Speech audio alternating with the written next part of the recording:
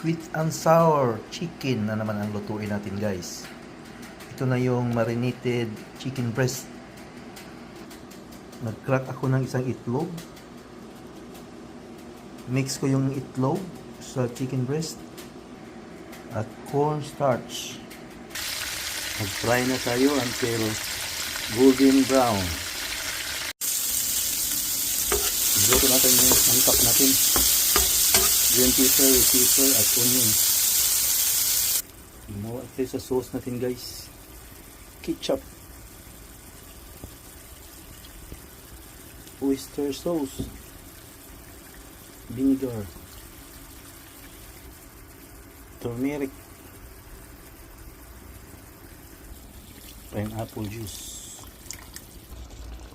Ayan na yung chicken na pinray natin kanina.